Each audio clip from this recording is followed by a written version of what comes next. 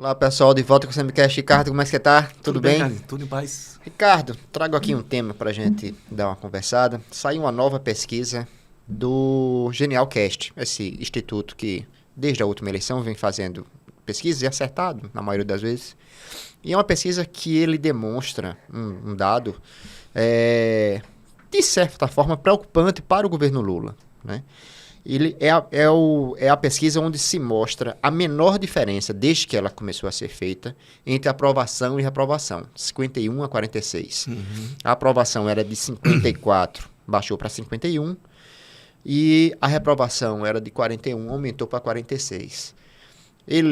O diretor lá do Instituto, ele dá algumas dicas, ele fala sobre a questão da fala dele sobre a guerra de Israel.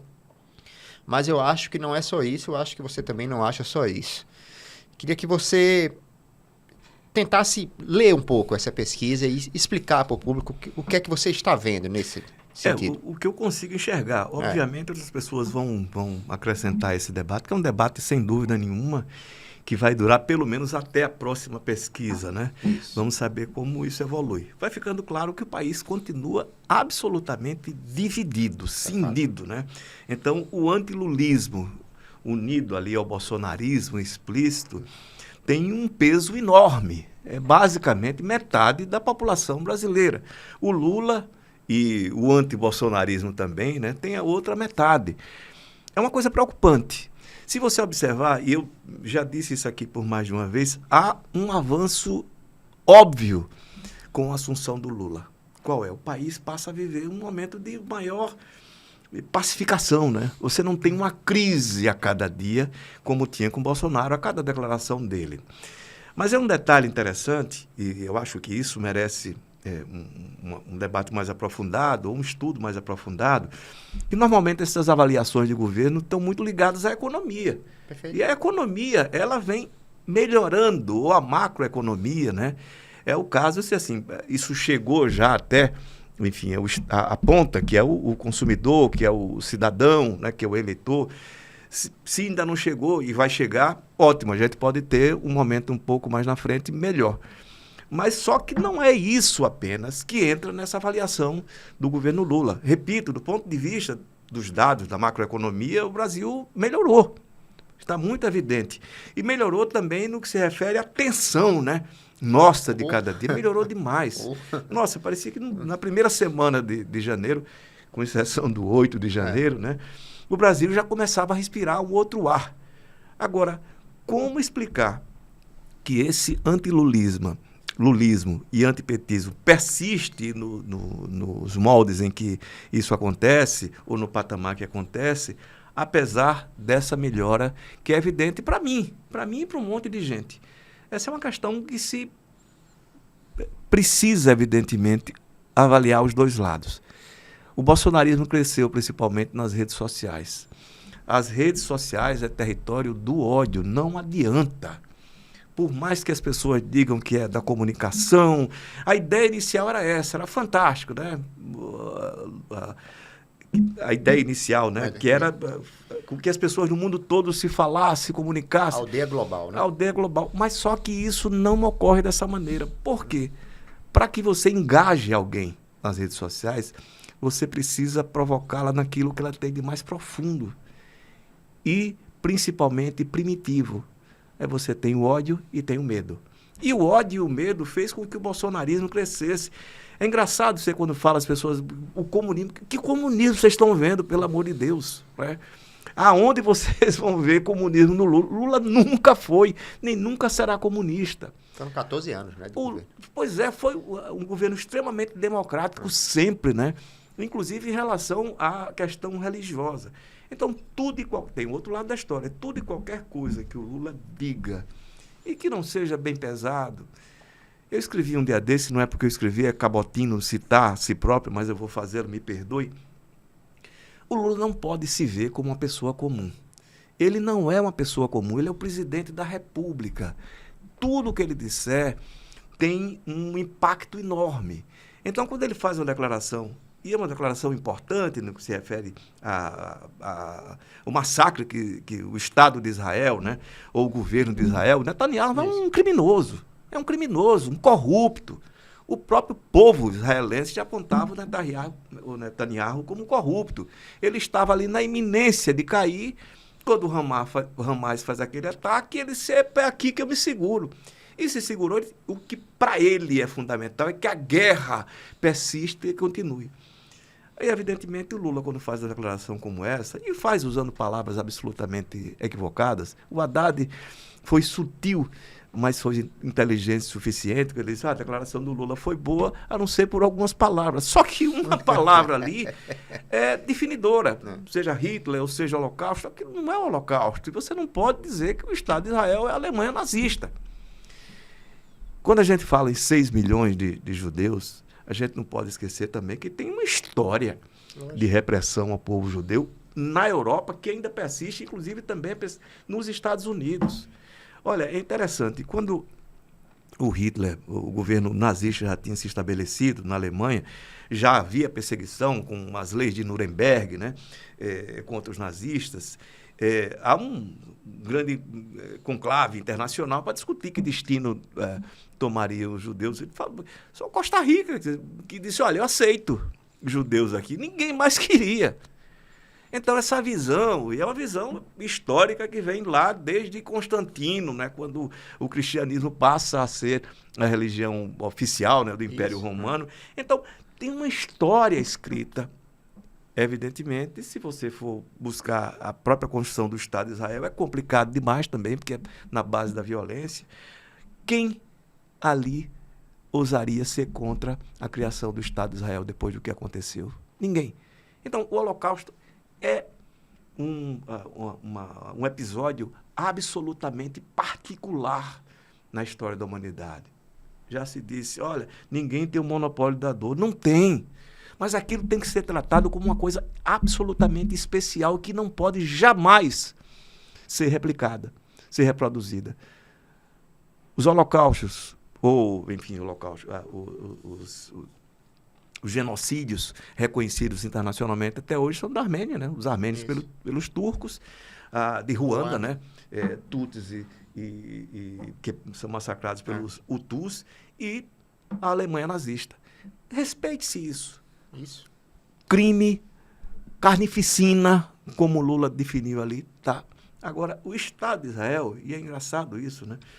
Porque os evangélicos, né, no Brasil têm hoje, né, Israel como uma referência por causa do Velho Testamento.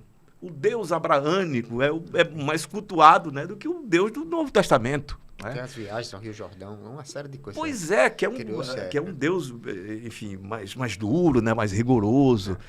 Ou seja, tem que se entender e compreender o que acontece hoje da discussão da agenda, né, de comportamento, enfim, e não se desprezar simplesmente o que acontece com esse eleitorado que o Bolsonaro vai buscar em cima de palavra de ordem. Se você olhar, todas as religiões defendem todas a vida e não a morte, o massacre. Não? Como é que um cara, e o próprio Bolsonaro diz, a minha especialidade é matar. Eu só sei matar, ele disse, eu não salvo ninguém. Arminha e tudo mais, né? Como é? Arminha e tudo mais. Sim, pois é, mas ele diz, a minha especialidade eu aprendi a matar. E um cara desse que vive cultivando e cultuando armas, você viu o que acontece, né? A política armamentista de Bolsonaro, mais de 5 mil armas, e armas de grosso calibre, foram parar na mão de criminosos, de traficantes, legalmente, por falta de controle do Exército, que não tinha capacidade para fazer essa seleção ou esse filtro. É muito difícil e complicado você dizer para um bolsonarista evangélico que o Lula não defende o aborto. O Lula defende a discussão sobre o aborto. É uma questão que eu acho que a sociedade tem que discutir, sim, né?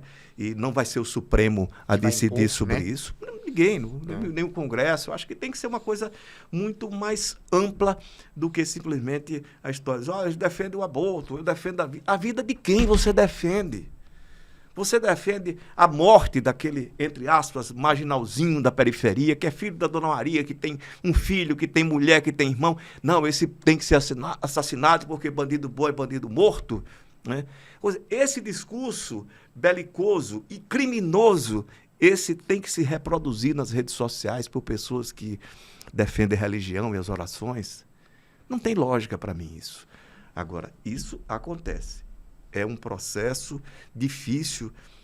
Os setores progressistas, eu não vou falar nem na esquerda, né? Perderam contato, né? Completamente. Com a massa e assim, com esse público evangélico, o puro desprezo. 35% da população. Pois é, por desprezo. Assim, você olha com uma certa arrogância. Eu confesso que tenho dificuldade de entender esse raciocínio, essa ligação, né, que eles fazem com religião, oração e morte. Né? E um sujeito que diz que minha especialidade é matar. Um presidente da República deve ter por objetivo salvar vidas e não fazer o que o Bolsonaro fez durante a pandemia. O Lula é uma pessoa boa, eu acho que o Lula é um humanista, sempre foi humanista, não é comunista, nem nunca vai ser, né? Fez bobagem, enfim, mas precisa entender que ele não é uma pessoa comum.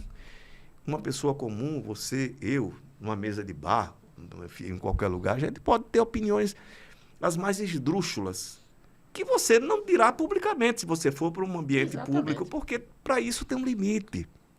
Imagine para um presidente da República. O Lula peca para isso, por quê? Por isso, né? Uma coisa que ele diz, uma declaração dele, toma repercussão hoje em rede social, e rede social, repito, é o território do ódio. Não tem jeito, é o território do ódio.